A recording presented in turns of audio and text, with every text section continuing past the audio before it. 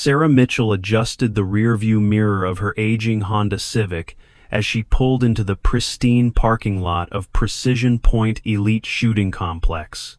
The gleaming facility stretched before her like a monument to wealth and exclusivity, its glass and steel architecture reflecting the afternoon sun with an almost intimidating brilliance. At 42, Sarah possessed the understated appearance of someone who had learned to navigate the world without drawing attention. Her sandy blonde hair was pulled back in a practical ponytail, and she wore simple jeans and a navy polo shirt that had seen better days. Nothing about her suggested the extraordinary skills that lay dormant beneath her ordinary exterior. The Precision Point complex represented everything Sarah had come to distrust about the shooting community's evolution over the past decade. What had once been accessible recreational facilities had transformed into exclusive playgrounds for the wealthy, complete with membership fees that exceeded most people's monthly salaries. The parking lot told the story clearly enough. Rows of luxury SUVs, custom pickup trucks worth more than most homes, and the occasional exotic sports car that served no practical purpose beyond displaying wealth. Sarah's modest vehicle looked entirely out of place among these symbols of affluence. As she approached the main entrance, Sarah could hear the distant crack of gunfire from the outdoor ranges, a sound that once brought her comfort but now stirred complex emotions she had spent years trying to suppress. The lobby was a testament to understated elegance, with polished marble floors, leather furniture that probably cost more than her annual salary, and walls lined with photographs of celebrity members and military dignitaries. Behind the mahogany reception desk sat a young woman whose perfect makeup and designer clothing suggested she was as much a part of the facility's image as the expensive fixtures surrounding her. "I'm here to register for the Tri-Gun Challenge competition," Sarah said, approaching the desk with the quiet confidence that had served her well in her previous life. The receptionist looked up from her computer screen with the practiced smile of someone trained to assess the worth of potential clients within seconds of meeting them. Her expression shifted almost imperceptibly as she took in Sarah's appearance, the smile becoming slightly more forced and professional. "I'm sorry, but registration for the Tri-Gun Challenge closed last week," the receptionist replied, her tone carrying just enough condescension to make the dismissal clear. "Perhaps you're thinking of one of our beginner classes? We have a women's introduction to firearms course that might be more appropriate." The suggestion hung in the air like an insult wrapped in false courtesy, the kind of casual dismissal that Sarah had encountered countless times since leaving her military career behind. "I submitted my registration online 3 weeks ago," Sarah replied evenly, sliding a printed confirmation email across the polished surface of the desk. "Sarah Mitchell. Confirmation number 2847. I should be on your list." She kept her voice level and professional, giving no indication of the calculation happening behind her calm gray eyes. Years of dealing with bureaucracy had taught her that anger was rarely productive, but persistence often was. The receptionist's frown deepened as she reluctantly checked her computer database, her perfectly manicured nails clicking against the keyboard with obvious annoyance. "There seems to be some kind of error in the system," she said, though her tone suggested she believed no such thing. "I'll need to speak with management about this irregularity." Before Sarah could respond, a commanding voice cut through their conversation like a blade through silk. "Is there a problem here, Jennifer?" The voice belonged to Colonel James Harrington, though he hadn't held that military rank in over a decade. At 61, Harrington maintained the rigid bearing of a career military officer, his silver hair cropped in a precise military cut, and his expensive tactical clothing tailored to showcase a physique that suggested regular fitness despite his age. His pale blue eyes assessed Sarah with the kind of calculating scrutiny she remembered all too well from her past life. Jennifer straightened in her chair. clearly uncomfortable at being caught in the middle of what she sensed was becoming a more significant conflict than a simple registration error. This lady claims she's registered for the Trigun Challenge, Colonel, but her status is complicated. The careful phrasing suggested this was not the first time such complications had arisen when certain types of people attempted to participate in the facility's premier events. Harrington stepped closer, his imposing frame casting a shadow across the reception desk as he examined the confirmation email Sarah had provided. Recognition flickered behind his eyes for just a moment, so briefly that someone less trained in reading micro-expressions might have missed it entirely. But Sarah caught it, and in that instant, she understood that this encounter was not the random meeting it appeared to be. This was personal, rooted in a past that both of them had tried to leave behind. Mrs. Mitchell, Harrington said, her married name rolling off his tongue with practiced familiarity, despite the years that had passed since they last spoke. How fascinating to see you here. Though, I have to wonder what brings a... He paused, letting his eyes travel over her modest appearance. Suburban accountant to our elite competition? Surely there are more appropriate venues for someone of your current station in life. The words were carefully chosen to wound, designed to remind her of how far she had fallen from the heights she had once occupied. But they also revealed something crucial. Harrington knew exactly who she was and what she had once been capable of. This wasn't a case of mistaken identity or bureaucratic error. This was a deliberate attempt to exclude her from a competition she was not only qualified to enter but had every legal right to participate in. Sarah met his gaze steadily, her expression revealing nothing of the storm brewing beneath the surface. I believe my qualifications speak for themselves. Colonel, my application was submitted according to all posted requirements. My fees were paid in full, and my background check was completed without issue. Unless you can provide a legitimate reason for my exclusion, I expect to be allowed to compete. Her voice remained calm and professional, but there was steel beneath the politeness that hadn't been there moments before. The challenge was subtle but unmistakable, delivered with the kind of quiet authority that suggested Sarah Mitchell was not quite the simple suburban woman she appeared to be. Around them, other patrons of the facility had begun to notice the confrontation, their conversations dropping to whispers as they sensed the tension building between the facility's owner and the unassuming woman who had dared to challenge his authority. The stage was set for a conflict that would reveal truths both parties had spent years trying to keep buried. 15 years earlier, Captain Sarah Chen had been one of the most decorated marksmanship instructors in the United States Army. Her expertise sought after by special operations units across multiple branches of the military. Her maiden name reflected her mixed heritage, Chinese-American mother and Irish-American father, who had instilled in her both the discipline of traditional Eastern philosophy and the stubborn determination of her Celtic ancestors. She had excelled in every aspect of military service.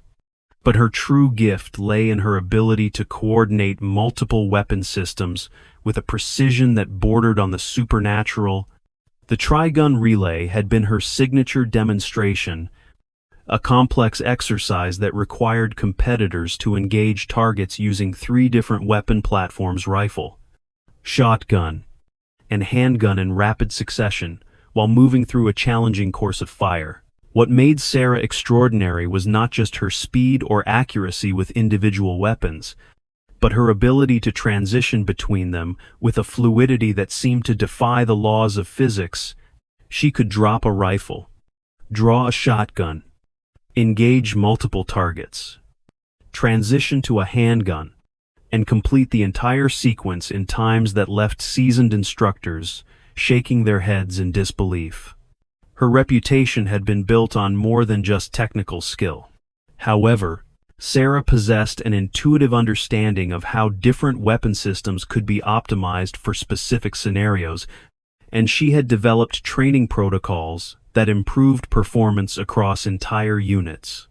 Her methods were unorthodox but undeniably effective, producing marksmen who consistently outperformed their peers in both training and combat situations. By the age of 27, she had been selected to serve as a senior instructor at the Army's most advanced marksmanship school, a position typically reserved for officers with twice her experience.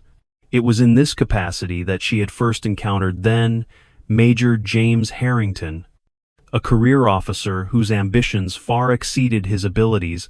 Harrington had been assigned to her advanced course as part of his preparation for promotion to lieutenant colonel, an advancement that required demonstrated proficiency in weapon systems he had never truly mastered. From their first meeting, it was clear that Harrington resented being taught by someone younger, less experienced in overall military service.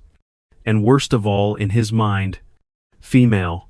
The friction between them had escalated gradually over the weeks of training. Harrington questioned her methods, undermined her authority in front of other students, and consistently performed at a level that barely met minimum standards while demanding special consideration for his rank and position. Sarah had maintained her professionalism throughout, treating him exactly as she did every other student. But her refusal to show him the deference he believed he deserved had clearly rankled. The breaking point had come during a particularly challenging exercise designed to test students' ability to engage targets while under stress. Harrington had failed the exercise spectacularly, his performance so poor that it called into question whether he should be allowed to continue in the program. When Sarah had documented his failure according to standard protocol, Harrington had exploded in a rage that revealed the depth of his resentment and the dangerous character flaws that would later define his civilian career. "You think you're better than me because you can play with guns?" he had snarled after the other students had been dismissed. "You're nothing but a glorified range instructor who got lucky with good hand-eye coordination. In the real world, rank matters more than tricks. And I outrank you by a considerable margin." The threat had been implicit but clear: "Cross me, and I'll use my connections to destroy your career." Sarah had responded with characteristic directness. "In my classroom, competence matters more than rank. Major, if you can't meet the standards required of this course, perhaps you should consider whether you're truly qualified for the responsibilities that come with your intended promotion."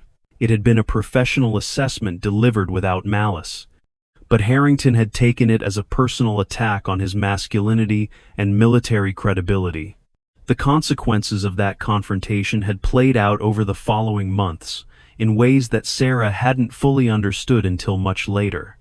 Harrington had indeed used his connections, filing complaints about her teaching methods that painted her as insubordinate and unprofessional. He had lobbied behind the scenes to have her removed from her position, spreading rumors about her personal life and questioning her loyalty to the service. While Sarah had eventually been cleared of all charges, the damage to her reputation had been done, and her advancement opportunities had been severely limited. The final blow had come when Harrington, newly promoted, despite his documented failures in her course, had been placed in a position of authority over military training programs. One of his first acts had been to quietly ensure that Sarah's innovative training methods were discontinued and that she was transferred to a remote posting where her expertise would be wasted on routine administrative duties. Faced with the choice between fighting a system that seemed determined to sideline her or leaving with her dignity intact, Sarah had chosen to resign her commission and disappear into civilian life. She had met Robert Mitchell during her transition to civilian life, a kind-hearted engineer who had seen past her military bearing to the woman beneath.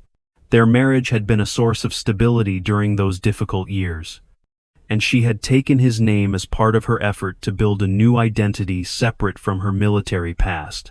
For over a decade, she had worked as a forensic accountant, using her analytical skills and attention to detail to help law enforcement agencies track financial crimes. It was satisfying work that allowed her to serve the public good without wearing a uniform or touching a weapon. But now, standing in the opulent lobby of Precision Point Elite, Sarah found herself face to face with the man who had driven her from the career she had loved. James Harrington had clearly thrived in civilian life, building what appeared to be a successful business around his military connections and cultivated image as an elite training expert. The irony was not lost on her that a man who had barely qualified as competent during his military service was now positioning himself as an authority on advanced weapons training. Colonel Harrington's expression hardened as he processed Sarah's quiet challenge to his authority. The years had clearly been kind to him financially, but his eyes held the same cold calculation that she remembered from their military encounters. "I'm afraid there's been a misunderstanding, Mrs. Mitchell," he said, his voice dropping to a more intimate register that excluded the receptionist and other bystanders from their conversation. "This is a private facility that caters to a very specific clientele. Our competitions are designed for individuals with certain qualifications that extend beyond mere paperwork." The implication was clear enough. Sarah might have met the technical requirements for entry, but she lacked the social and economic credentials that Harrington considered truly important. It was a masterful display of institutional discrimination, wrapped in language that sounded reasonable to casual observers while delivering an unmistakably hostile message to the intended target. "I see," Sarah replied, her tone neutral, but her eyes sharp with understanding. "And what specific qualifications might those be?" "Colonel, I wasn't aware that marksmanship competitions had evolved to include financial disclosure requirements." The question was delivered with just enough innocence to avoid open confrontation, while making it clear that she understood exactly what game was being played. Harrington's smile was as cold as winter steel. "Experience, Mrs.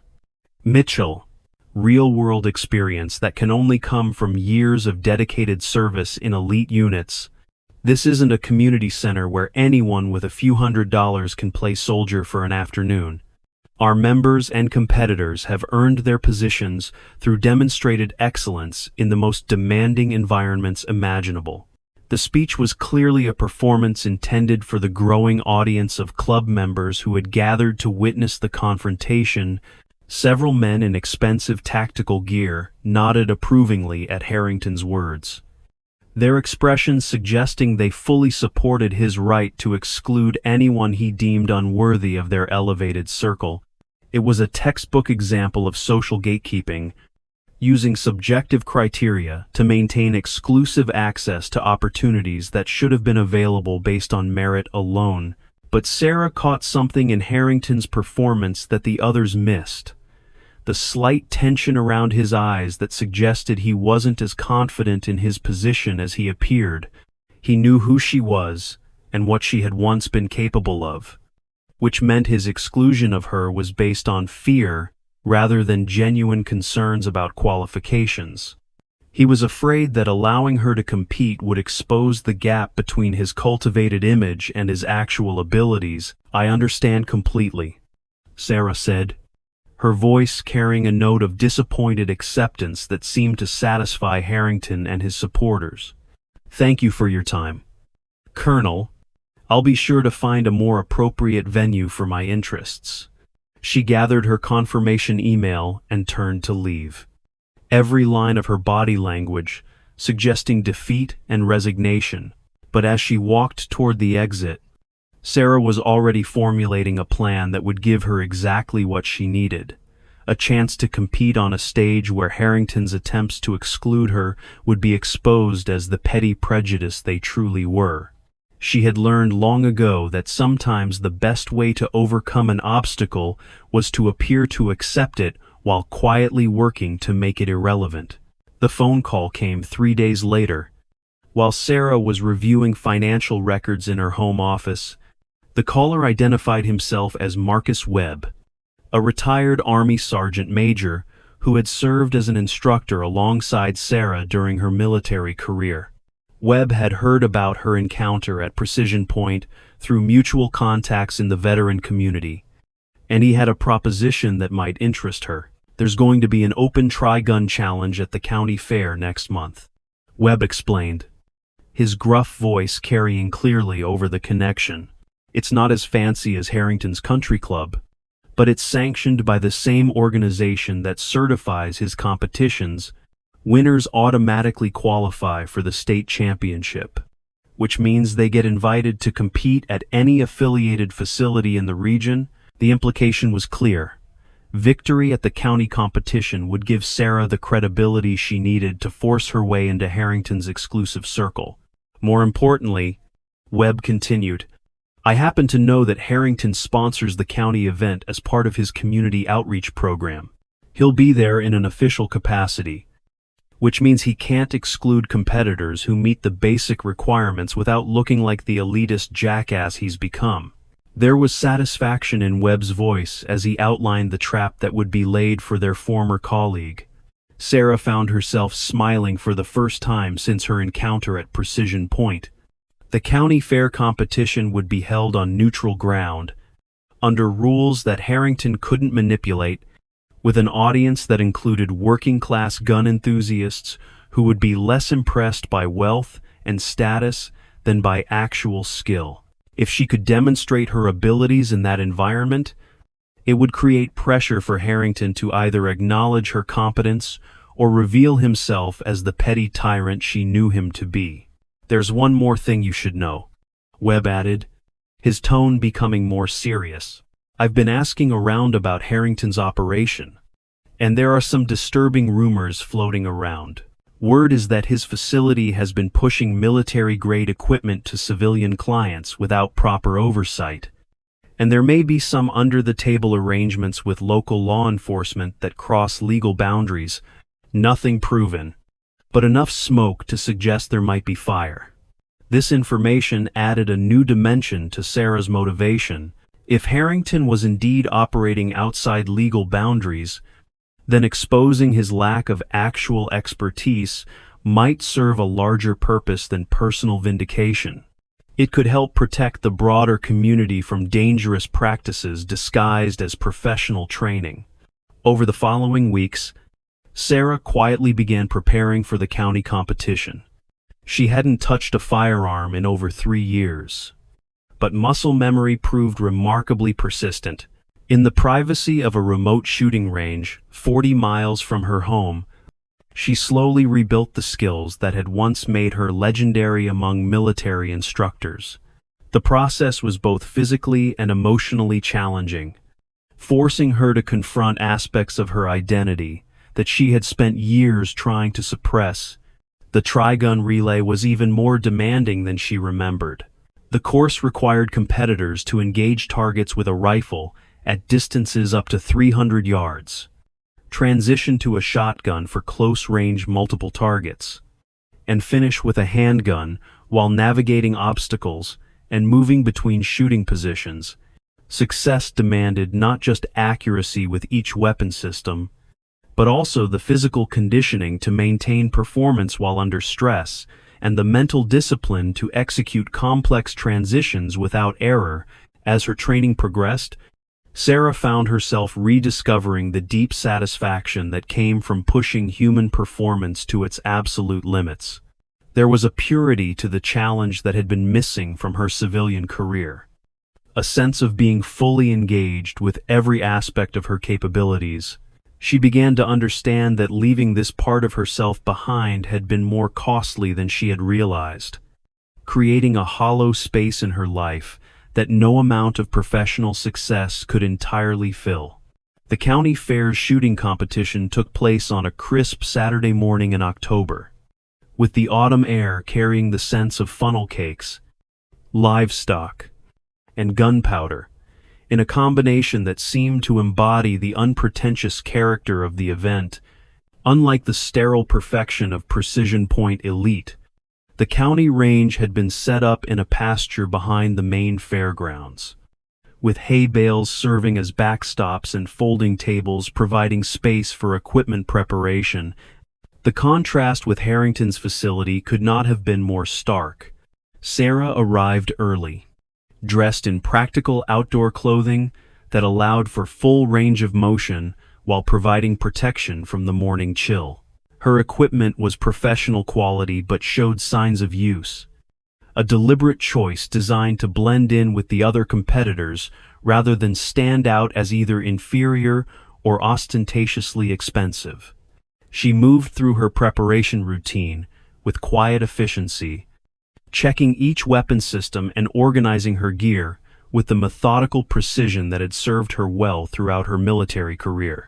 The other competitors represented a cross-section of the local shooting community: off-duty police officers, military veterans, competitive shooters, and serious enthusiasts who had saved for months to afford quality equipment. There was a camaraderie among them that felt genuine, born of shared respect for the demanding nature of the tri-gun discipline rather than social or economic factors. Several competitors nodded acknowledgement as Sarah completed her preparation, recognizing in her movements the signs of serious training, even if they didn't know her background. Colonel Harrington arrived with characteristic fanfare, stepping out of a customized pickup truck that probably cost more than most competitors' annual salaries. He was accompanied by 2 assistants and several members of his facility, all dressed in matching tactical clothing that marked them as representatives of Precision Point Elite. Their equipment was immaculate and obviously expensive, arranged on tables that had been transported from their facility specifically for this event. When Harrington noticed Sarah among the competitors, his reaction was subtle but unmistakable to anyone who knew what to look for. His confident bearing faltered slightly, and his eyes narrowed as he processed the implications of her presence. He had clearly hoped that his dismissal of her at Precision Point would be the end of their interaction. But now she was positioned to challenge him on a stage where his usual advantages would be significantly reduced. Well, Harrington said as he approached Sarah's preparation area, his voice carrying easily in the open air of the pasture. "I didn't expect to see you here, Mrs. Mitchell. I thought we had established that this level of competition might be beyond your current capabilities." His words were clearly intended to unsettle her, delivered with the kind of casual arrogance that suggested he viewed her participation as nothing more than an amusing distraction. "I decided to take your advice about finding a more appropriate venue," Sarah replied evenly, continuing to check her equipment without looking up at him. "This seems much more suited to my level of experience and financial resources." The response was perfectly polite, but it carried an undertone that suggested she was not intimidated by his presence or his attempts at psychological warfare. Harrington's assistants exchanged glances, clearly uncertain how to interpret the interaction between their employer and this unassuming woman who seemed remarkably composed in the face of his obvious disdain. Several other competitors had noticed the conversation and were listening with interest, sensing undercurrents they didn't fully understand, but finding entertaining nonetheless. "How admirable," Harrington continued, his tone becoming more patronizing. "It's always inspiring to see someone willing to learn their limitations through direct experience. I'm sure this will be very educational for you, regardless of how the actual competition goes." He gestured toward his own equipment display, where several $1,000s worth of custom firearms gleamed in the morning sunlight. "Feel free to observe how proper equipment and training come together in the hands of real professionals." The opening ceremony was mercifully brief, consisting of safety briefings and a drawing to determine shooting order. Sarah found herself assigned to fire in the middle of the field, a position that would allow her to observe several competitors before her turn, while avoiding the pressure of going first or the burden of following the most impressive performances, Harrington had drawn one of the final positions, a stroke of luck that would allow him to adjust his strategy based on what he observed from earlier competitors. As the competition began, Sarah watched each shooter with analytical intensity, cataloging their strengths and weaknesses while refining her own mental preparation. The early competitors showed varying levels of skill, from obviously inexperienced enthusiasts who struggled with basic weapon handling to serious competitors who posted respectable times despite minor technical errors. The course itself was challenging but fair, demanding genuine competence while remaining achievable for anyone with proper training and equipment. When her turn came, Sarah stepped to the starting line with the same quiet confidence she had once brought to military demonstrations. The range safety officer reviewed the course of fire one final time, explaining the target sequence and transition requirements in a voice that carried clearly across the gathered spectators. As Sarah settled into her starting position, rifle ready and safety engaged, she felt the familiar calm that had always preceded her best performances. The starting signal seemed to echo across dimensions of time and space, connecting this moment to countless similar moments from her military career when everything had depended on her ability to perform flawlessly under pressure. Sarah's first shots were precise and controlled, her rifle finding each target with mechanical precision as she moved through the opening sequence. The transitions between positions flowed like water, each movement economical and purposeful as she navigated the course with a fluidity that left spectators mesmerized. The shotgun phase showcased skills that most competitors struggled to master, requiring rapid target acquisition on multiple clays launched simultaneously while moving between shooting positions. Sarah's technique was textbook perfect, her movements synchronized with the rhythm of the course as she broke each target cleanly before transitioning to the next position.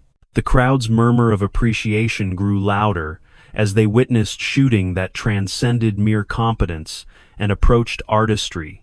The final handgun sequence was where Sarah truly distinguished herself from the field, moving through a series of barriers while engaging targets at varying distances.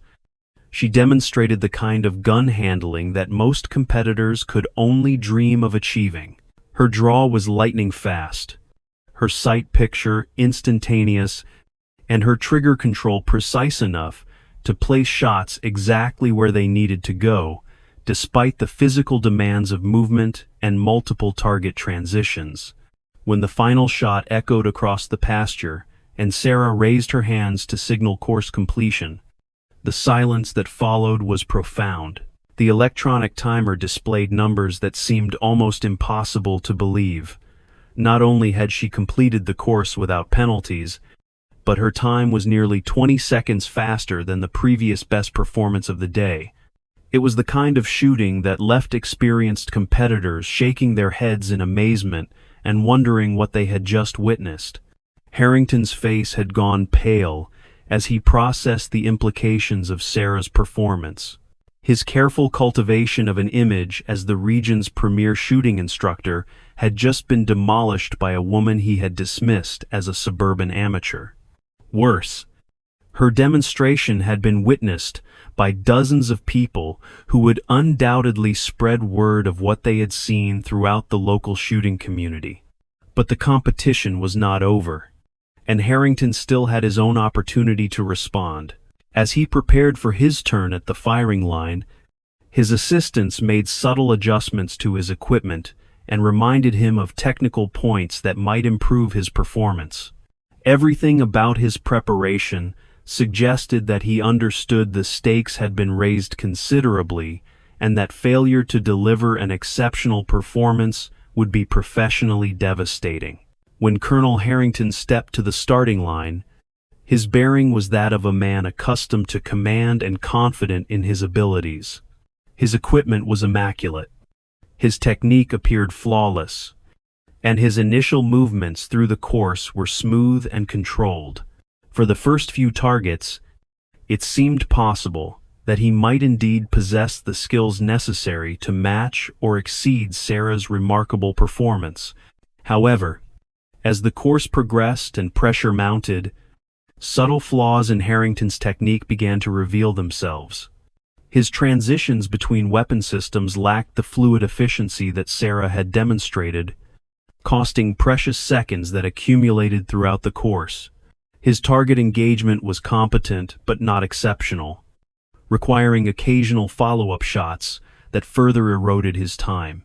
Most tellingly, his movement through the course showed signs of the rigid thinking that had characterized his military service, following textbook procedures rather than adapting to the specific demands of each situation.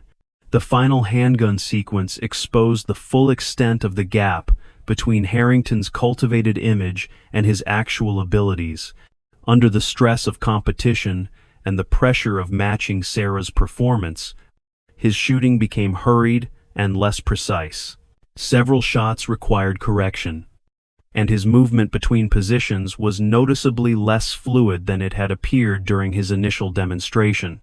By the time he completed the course, it was clear that while his performance was professionally competent, it fell far short of the exceptional standard that Sarah had established. The electronic timer confirmed what most spectators had already observed. Harrington's time was nearly 30 seconds slower than Sarah's, placing him in the middle of the field among competitors he had earlier dismissed as amateurs.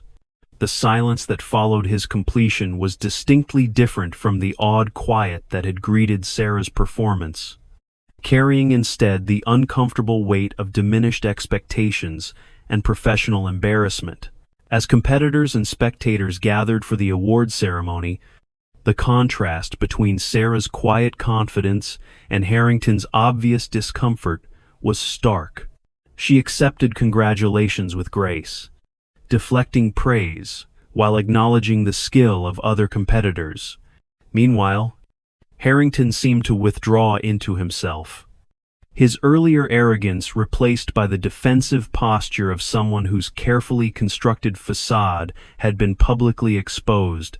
The trophy presentation was a moment of quiet vindication for Sarah, representing not just victory in a single competition, but validation of abilities she had been forced to suppress for over a decade. As she accepted the first-place award, she caught Harrington's eye across the crowd and nodded slightly, a gesture that acknowledged their shared history while making it clear that she harbored no desire for further conflict. She had proven what she needed to prove, both to herself and to anyone who had questioned her capabilities. But even as Sarah savored her victory, she was aware that the day's events had set in motion consequences that extended far beyond a single shooting competition. Harrington's public defeat would undoubtedly damage his reputation within the shooting community, potentially affecting his business and his standing among the wealthy clients who formed the core of his operation. More importantly, her demonstration of exceptional skill had likely attracted attention from individuals and organizations who might be interested in her unique capabilities. In the weeks following the county competition, word of Sarah's remarkable performance spread throughout the regional shooting community with the speed that only truly extraordinary achievements can generate. Video footage taken by spectators found its way onto social media platforms, where it was shared and reshared by enthusiasts, amazed by the level of skill they were witnessing. Gun forums and competitive shooting websites buzzed with discussions of the mystery woman who had appeared from nowhere to dominate one of the most challenging disciplines in the sport. The attention was both gratifying and concerning for Sarah, who had grown accustomed to the anonymity of civilian life and was not entirely comfortable with the scrutiny that came with exceptional performance. Phone calls from shooting organizations, equipment manufacturers, and training facilities began arriving within days of the competition, each offering opportunities that would have been unthinkable just weeks earlier. The irony was not lost on her that the same skills that had been dismissed by Harrington's exclusive facility were now being courted by organizations across the country. More significantly, Sarah began receiving inquiries from law enforcement agencies and private security firms interested in her training services. Word of her military background and demonstrated expertise had reached decision-makers who understood the value of her unique combination of technical skill and instructional ability. After years of working behind the scenes in forensic accounting, she found herself presented with opportunities to return to more direct forms of public service. Colonel Harrington, meanwhile, was dealing with the professional fallout from his very public defeat. Several high-profile clients had quietly ended their relationships with Precision Point Elite, citing concerns about the quality of instruction they were receiving for their substantial fees. Rumors about his facility's questionable practices had gained credibility in light of his poor competitive showing, and regulatory agencies had begun asking uncomfortable questions about his business operations.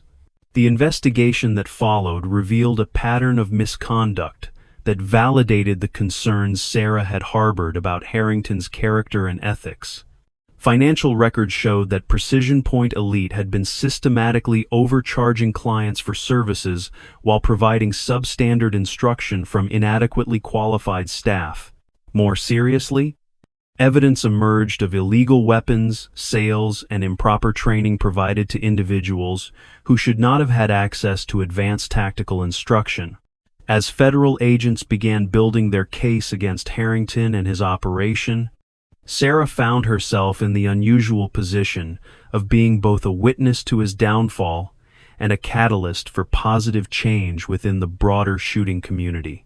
Her victory at the county competition had not only exposed the gap between his image and reality, but it also inspired other qualified instructors to speak out about practices they had previously tolerated in silence. The final confrontation between Sarah and Harrington took place not on a shooting range but in a federal courthouse, where he faced charges related to his business practices, and she provided testimony about their shared military history. As she described his long pattern of unprofessional behavior and abuse of authority, Sarah felt a sense of closure that had eluded her for over a decade. Justice was finally being served, not through personal vengeance, but through the proper functioning of legal and regulatory systems.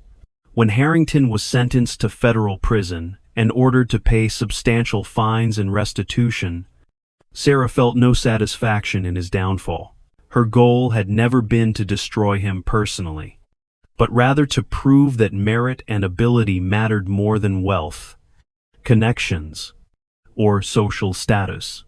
His conviction was simply the natural consequence of choices he had made throughout his career, choices that had finally caught up with him in a context where his usual advantages could not protect him. Today, Sarah Mitchell operates her own training facility, built on principles of accessibility, safety, and genuine expertise, rather than exclusivity and manufactured prestige.